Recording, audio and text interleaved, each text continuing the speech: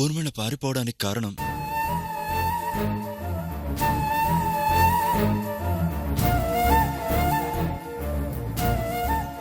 నేనే. నీ కోపాన్ని నా కూతురు మీద చూపించకు ప్లీజ్.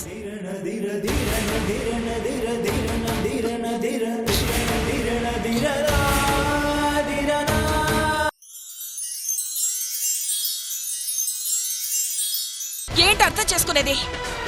నీ కూతురికి ఏదో జరుగుతుందని నా కూతురు జీవితం నాశనం చేశావు.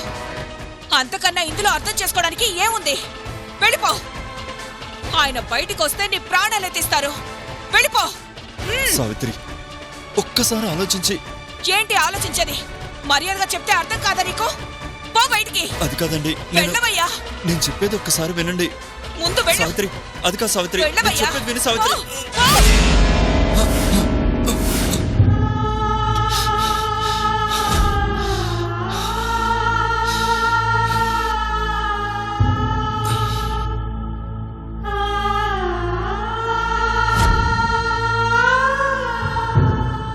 కళ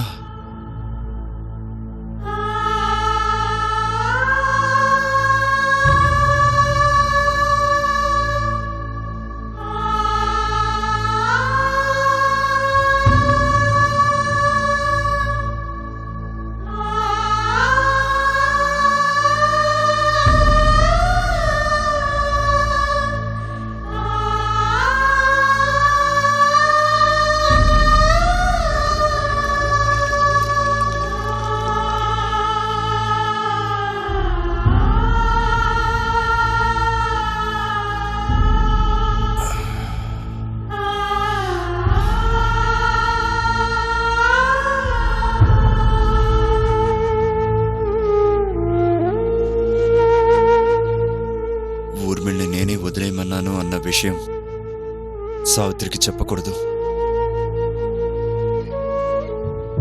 జరిగింది తెలిస్తే సావిత్రి ఎప్పటికీ నన్ను క్షమించదు.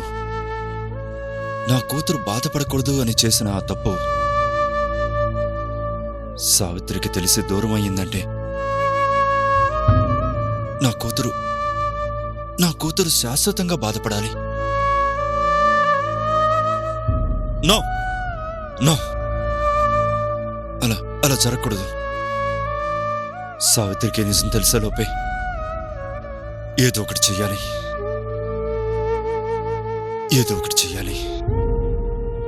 ఎట్టి పరిస్థితుల్లోనూ సావిత్రికి నిజం తెలియనివ్వకూడదు. సావిత్రిని బాధ పెట్టే మరో తప్పు చేయకూడదు.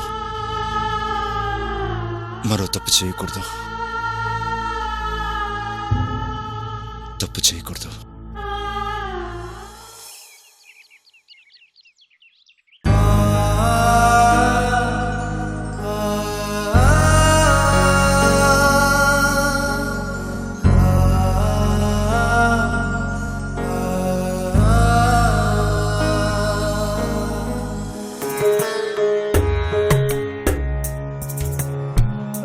ఏంటి టిఫిన్ చేయలేదంట?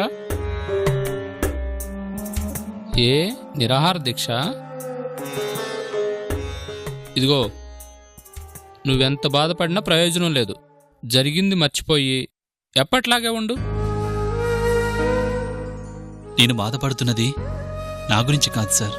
మరి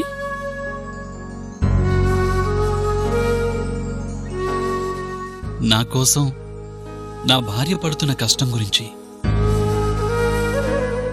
నేను తప్పు చేశానని అందరూ నమ్మారు, కానీ నా భార్య నమ్మలేదు. నేను నిర్దోషిని నిరూపించడం కోసం ఎంతో కష్టపడి ఆ ఊర్మిళని పట్టుకుంది, కానీ ఆ కష్టం అంతా వృధా అయిపోయింది. నేను విడుదల కాలేదే అన్న బాధ కన్నా నా భార్య పడిన కష్టం వృధా అయిపోయింది అన్నదే చాలా బాధగా ఉంది. ఆ విషయంలో నువ్వు చాలా అదృష్టవంతుడివి. నిజంగా జైల్లో ఉన్న భర్త కోసం నీ భార్యలా ఏ భార్య కష్టపడదు.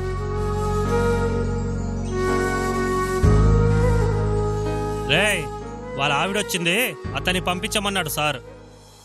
నీ భార్యకి 100 ఏళ్లయ్యా, మాటల్లోనే వచ్చింది.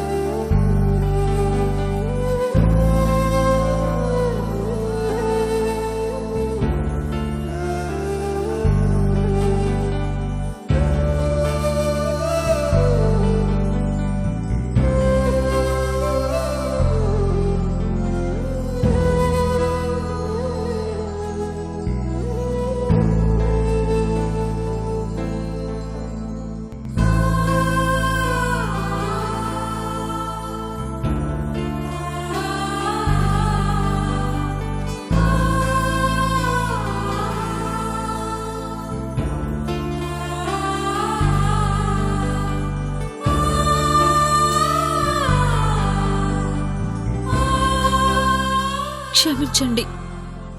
ఎందుకు?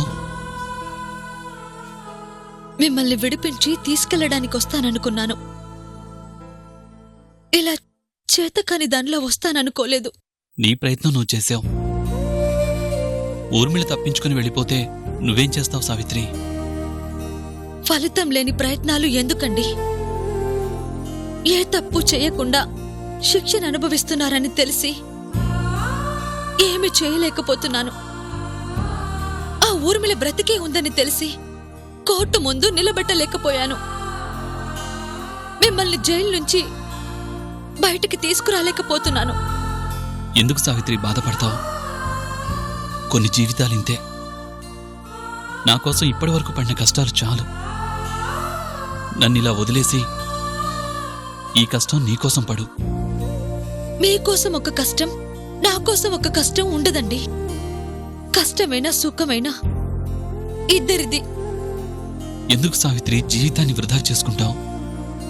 వృధా అయిపోతుంది నా జీవితం కాదు, మన జీవితం. అందుకే మన కోసం కష్టపడుతున్నాను. ఎన్ని రోజులని కష్టపడతావు సావిత్రి? నువ్వెంత కష్టపడినా మిగులుతుంది కష్టమేగా. సుఖపడే రోజు కూడా వస్తుందండి. ఆ నమ్మకం నాకుంది. నమ్మకంతో ఎన్ని రోజులు పోరాడతావు? ఆ నమ్మకంతోనే ఒకసారి అందరికీ దూరమయ్యావు.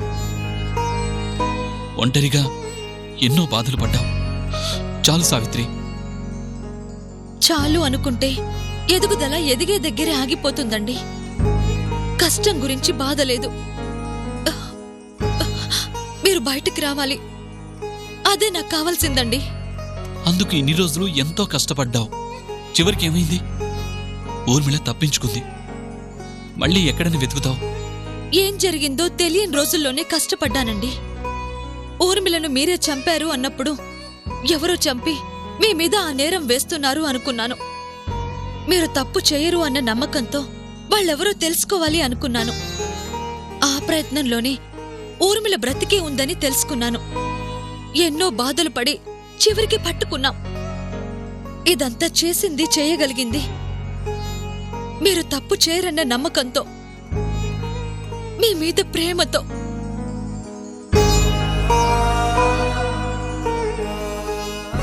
ఈరోజు ఎవరి అశ్రద్ధ వలనో అత్యాశ వలనో అది తప్పించుకోగలిగి ఉండొచ్చు. పారిపోయింది కదా అని ఎలా వదిలేస్తానండి?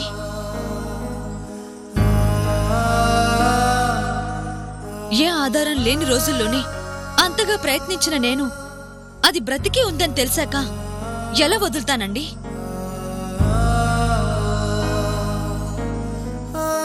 అది ఎక్కడున్నా పట్టుకుంటాను, మిమ్మల్ని విడిపించుకుంటాను. ఎందుకు సావిత్రి నేనంటే ఇంత ప్రేమ? భర్త కాబట్టి.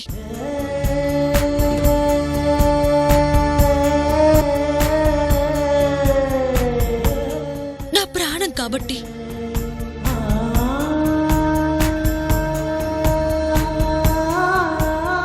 నా ప్రాణం కోసం నేను కాకపోతే ఎవరు పోరాడతారండి?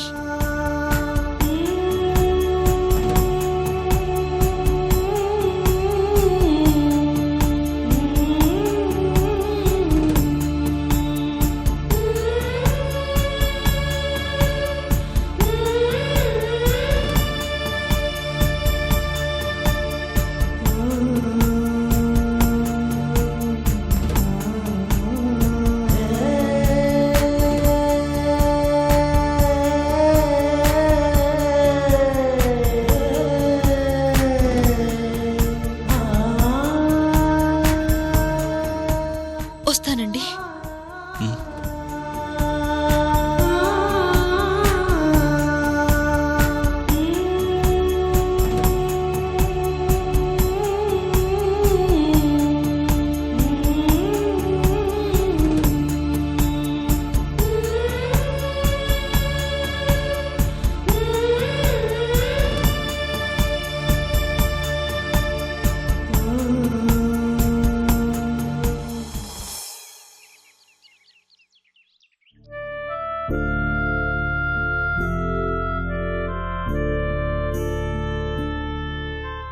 సావిత్రి, కాఫీ తీసుకో.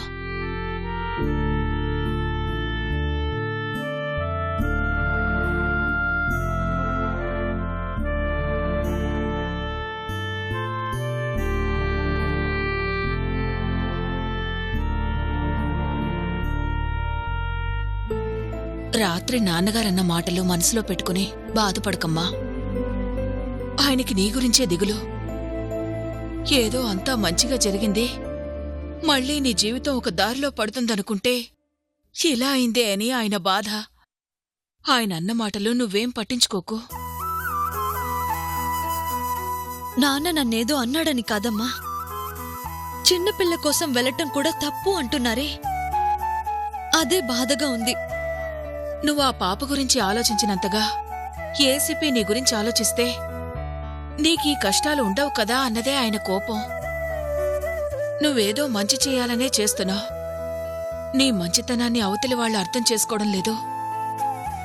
అర్థం చేసుకునుంటే ఊర్మిళ అలా తప్పించుకుని వెళ్లేదే కాదు.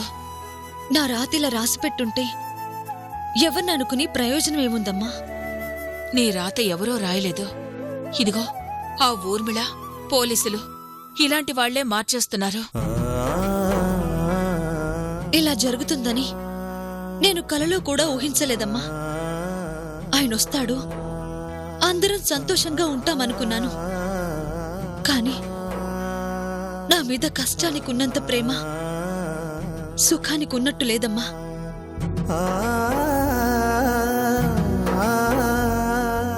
అందుకే కష్టం నా వెంట ఉన్నట్లు సుఖం ఉండటం లేదు. పడ్డవాడెప్పుడు చెడ్డవాడు కాదమ్మా. అలాగే ఈరోజు నీతో ఉన్న కష్టాలు నీకు ఎల్లకాలం ఉండవు. నీకు మంచి రోజులొస్తాయి.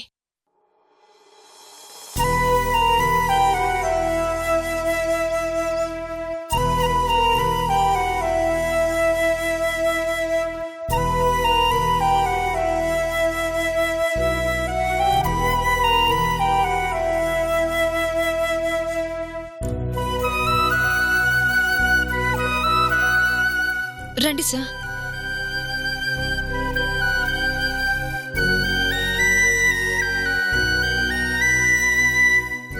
కూర్చోండి సార్.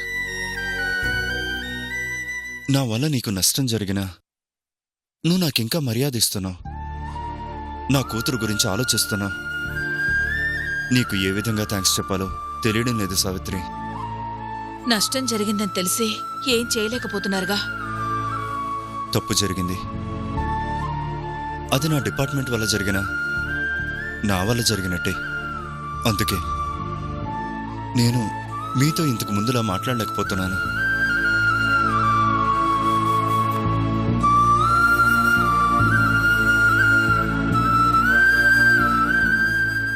జరిగింది చిన్న తప్పు కాదు.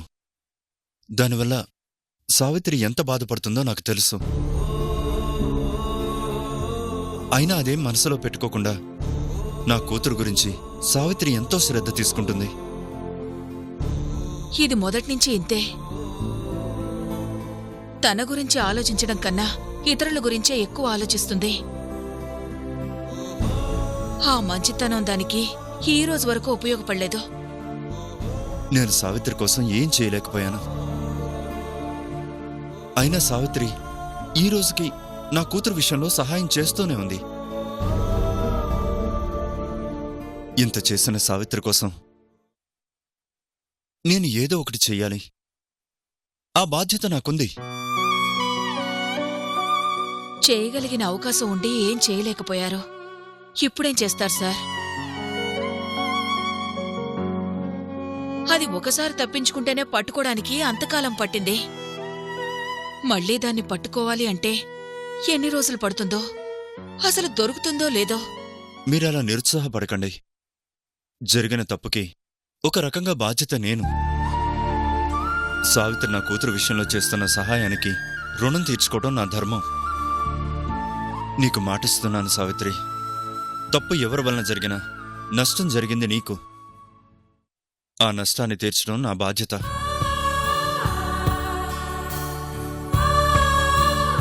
ఆ ఊర్మిళ ఎక్కడున్నా పట్టుకుంటాను. కోర్టులో తన్ని నుంచోబెట్టి నీ సత్యాన్ని విడిపిస్తాను.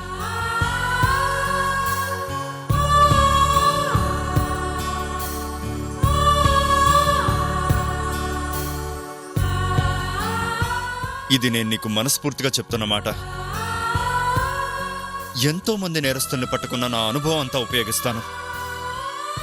ఆ ఊర్మిళని పట్టుకొని నీకిచ్చిన మాట నిలబెట్టుకుంటాను. ఇది నా ప్రామిస్.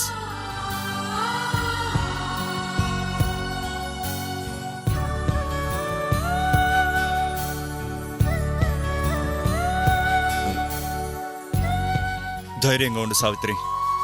తొందరలోనే నీ భర్తను నువ్వు కలుసుకుంటావు. కలుపుతాను.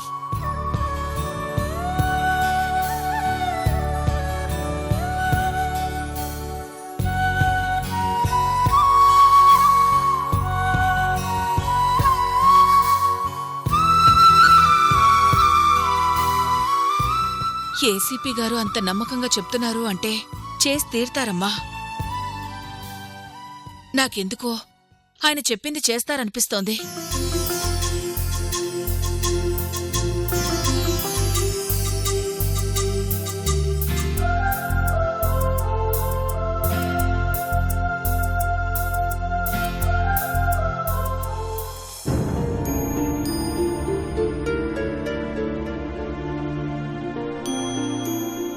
సార్, మీరు మా ఇంటికి తప్పు చేశావని జాబ్ వదిలేసినంత సులభంగా నన్ను వదిలేశావుగా.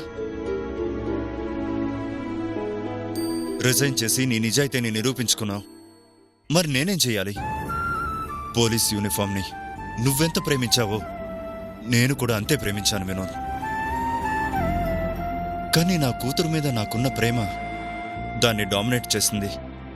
అందుకే ఎక్కడ నా కూతురికి సావిత్రి దూరం అయిపోతుందో అన్న భయంతో తప్పు చేసేశాను. నా నిజాయితీ అందరికీ తెలుసు. నేను చేసిన తప్పు నీకు మాత్రమే తెలుసు. అది తప్పని ఆ క్షణం నాకు అనిపించలేదు.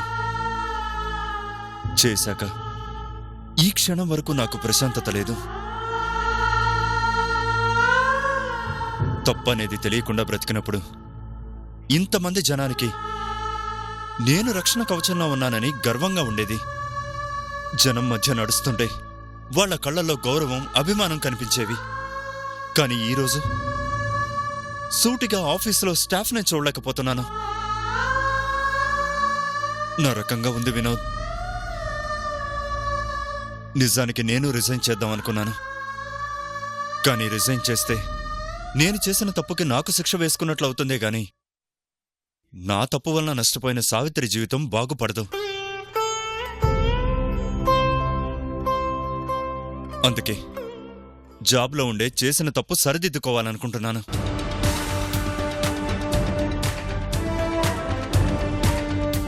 ఏ సంబంధం లేకపోయినా నా మాట కోసం సావిత్రికి నువ్వు అన్యాయం చేసినట్లయిపోయింది. ఇద్దరం కలిసి తప్పు చేశాం. ఇద్దరం కలిసే ఆ తప్పు సరిదిద్దుకుందాం. సార్, ఈ మాట మీరు మనస్ఫూర్తిగా అంటున్నారా?